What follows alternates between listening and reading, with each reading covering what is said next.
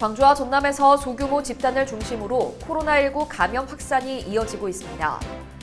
광주시와 전남도 내년 예산안 규모가 사상 최초로 10조 원을 넘어섰습니다. 올해 광주와 전남 지역 임금 체불액이 지난해보다 크게 늘어난 것으로 나타났습니다. 광주 지역 AI 기업 5곳이 오는 10월 투자 유치를 위해 미국 실리콘밸리를 방문합니다.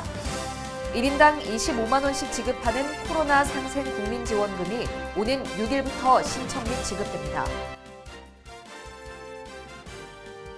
시청자 여러분 안녕하십니까? TBS 광주 전남권 뉴스입니다. 광주와 전남에서 소규모 집단을 중심으로 코로나19 감염 확산이 이어지고 있습니다. 특히 광주에서는 외국인을 중심으로 코로나19 지역 감염이 늘어나고 있습니다. 광주시는 외국인 근로자가 일하는 사업장 등지에서 확진자가 잇따르자 지난 16일부터 광산구 주요 공단 지역에 임시 선별진료소를 설치해 외국인 선제 검사를 진행하고 있습니다. 전남 지역은 8월 확진자가 모두 556명으로 코로나19 사태 이후 월별 최고를 기록했습니다. 방역당국은 감염력이 강한 델타 변이 바이러스 확산과 7, 8월 휴가철에 타 지역 방문과 외지인 만남이 잦아지면서 확진 사례도 증가한 것으로 보고 있습니다. 광주시와 전남도 내년 예산안 규모가 사상 최초로 10조 원을 넘어섰습니다. 광주광역시는 2022년도 정부 예산안에 3조 1,457억 원이 반영돼 올해와 비교해 13.8% 늘었습니다. 총 사업비만 2조 2천억 원에 이르는 도시철도 2호선 건설 사업비 등 대형 SOC 사업과 미래 성장 산업 분야 국비 확보 활동을 집중 전개한 것이 주요했습니다. 전라남도도 내년도 정부 예산에 역대 최다인 7조 5,131억 원이 반영됐습니다. 이는 올해 정부안 반영액보다 3,349억 원이 늘어난 규모로 김영록 도지사 등이 정부 정책에 맞는 사업을 적극 발굴해 지역 국회의원과 중앙부처 등을 직접 찾아다니며 예산 확보에 주력했다는 평가입니다.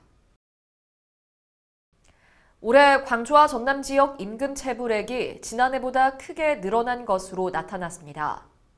광주 고용노동청에 따르면 지난달 광주 전남 임금 체불액은 748억 원으로 지난해 같은 기간 대비 27.2% 늘어났습니다. 지역별 체불액 규모는 광주 320억 원, 전남 428억 원으로 광주와 전남 모두 전년 같은 기간 대비 각각 22.1%, 31.2% 증가했습니다. 이와 관련해 고용노동청은 추석 명절을 앞두고 오는 19일까지 임금 체불 예방 청산을 위한 집중 지도 기간을 운영합니다. 특히 코로나19 장기화에 따른 휴, 폐업 사업장이 늘면서 임금 체불도 동반 증가할 우려가 있는 만큼 4대 보험료 체납 사업장 등을 중심으로 사전 지도를 강화할 방침입니다. 광주 지역 AI 기업 5곳이 오는 10월 투자 유치를 위해 미국 실리콘밸리를 방문합니다. 광주시는 김대중 컨벤션 센터에서 광주 지역 AI 기업들과 실리콘밸리 현지 파트너사가 실리콘밸리 온라인 투자 유치 설명회를 개최했습니다.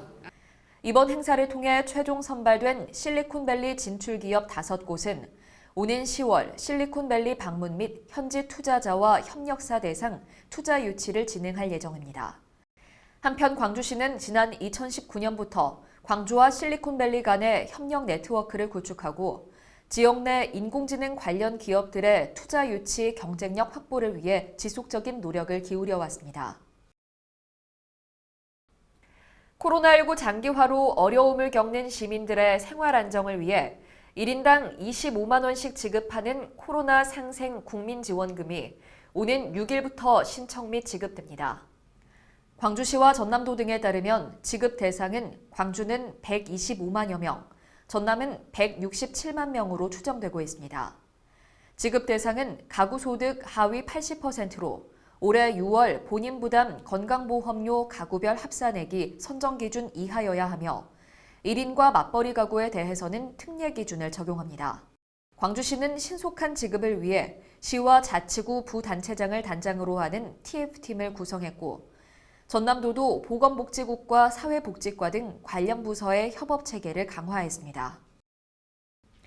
전남도의회가 오는 10일까지 제356회 임시회 일정에 들어갔습니다. 이번 임시회에서는 도민의 생활안정 지원과 불편 해소를 위한 각종 조례안 등 안건을 처리합니다. 특히 6일부터 8일까지는 24명의 의원이 나서 도정과 교육행정 전반에 걸쳐 현안 사항을 점검하고 문제점에 대한 정책 대안을 제시합니다. 전남도는 신안 흑산도에서 흑산 문화관광호텔과 새 조각공원 개장식을 열고 관광 활성화에 본격 나섰습니다. 새롭게 문을 연 흑산 문화관광호텔은 천주교 광주대교구가 기존 관광호텔을 매입해 숙박시설과 식당, 접견실 등을 갖춰 다시 개장하게 됐습니다. 또 2014년 개장했으나 시설 노후화 등으로 관리에 어려움을 겪어왔던 흑산 새 조각공원은 새 조형물을 보완하는 등 대대적 리모델링을 거쳐 이번에 재개장했습니다. 일제강점기 청산리, 봉오동 전투를 승리로 이끈 독립운동가 홍범도 장군의 삶을 되돌아보는 특별전이 광주에서 열리고 있습니다. 광주 월곡 고려인 문화관 1층 고려인 역사 상설 전시관에서는 홍 장군의 생애를 기록한 사진과 청원서 등 30여 점의 다양한 자료를 전시 중입니다.